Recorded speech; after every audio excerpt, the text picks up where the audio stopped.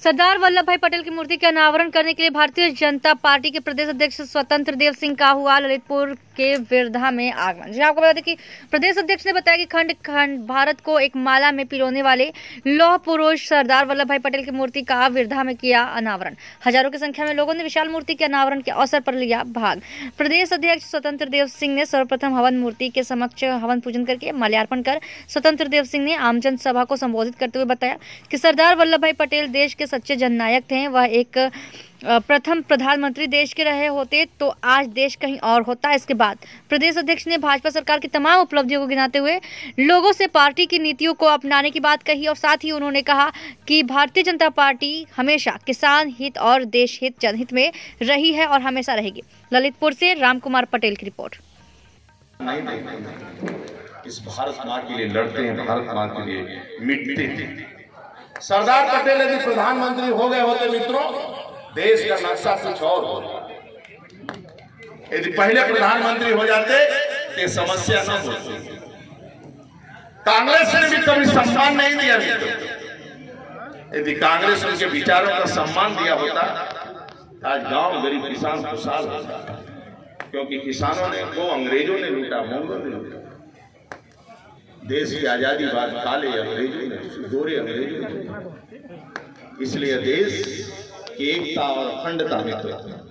इसी कारण आदरणीय नरेंद्र मोदी जी ने सरदार पटेल को विश्व में 182 मीटर ऊंची प्रतिमा का अनावरण करने का सौभाग्य किसी को मिला तो सरदार पटेल को मिला मित्रों।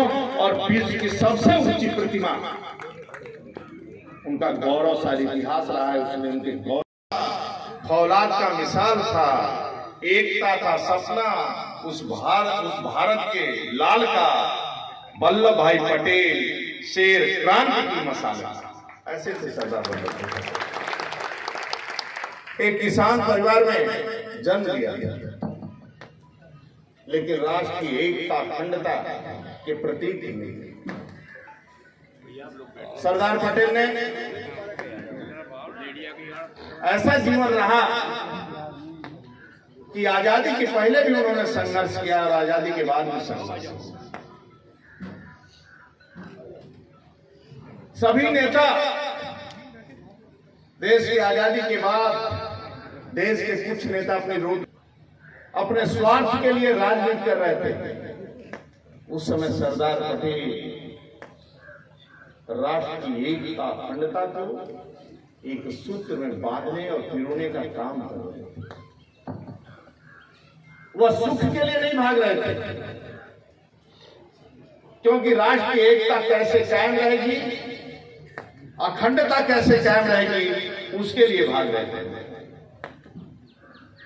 पूरे किसानों को एक करना, किसानों को सक्रिय करना, समाज के वर्गों को एकजुट रखना, यदि देश के अंदर कोई कर सकता था और किया मित्रों, तो केवल सरदार पटेल थे।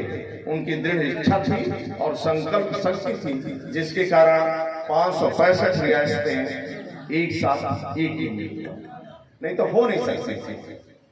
और एक सूत्र में बांधने का काम किया।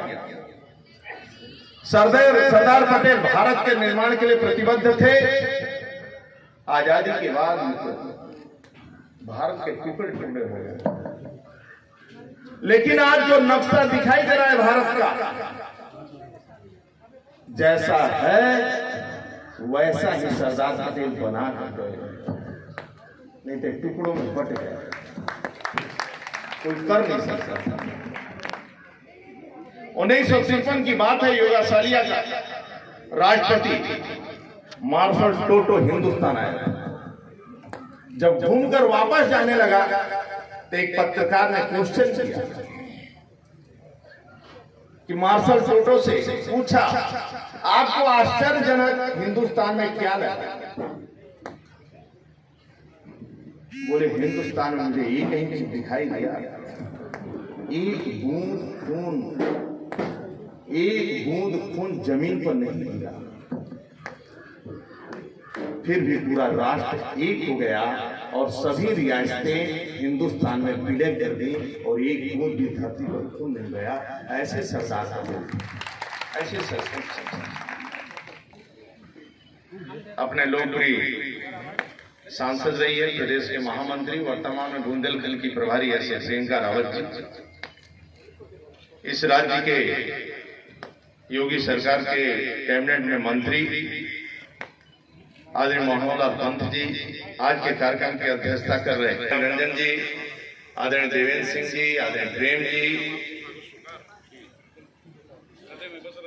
हमारे मंच पर विराजमान बबू राजा बुंदेला जी, विक्रम सिंह जी, हमारे पूर्व जिलाध्यक्ष रमेश सिंह जी, गंधर्व सिंह लोधी जी, अजय पटेरिया जी, अशोक रावत जी, घनश्याम साहू जी, सुरेश टोटे जी, अर्चना पटेल जी, श्री राम पटेरिया जी, सुजान पटेल जी, राम सेवक पटेल जी, घनश्याम कुशवाहा जी, कुंजन सिंह, हमारे मंडल अध्यक्ष क्या विजय सिंह जी भाई साहब हैं क्या, इस क्षेत्र में पूरा जीवन अपना समर्पित किए हैं। उरई में भी, यहाँ भी बच्चे आगे बढ़े, लिखे, आगे बढ़े, ऐसे विजय सिंह का मैं हृदय से स्वागत करता हूँ, वंदन करता हूँ।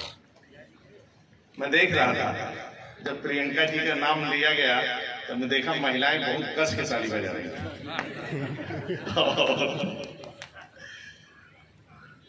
कितना लगाव।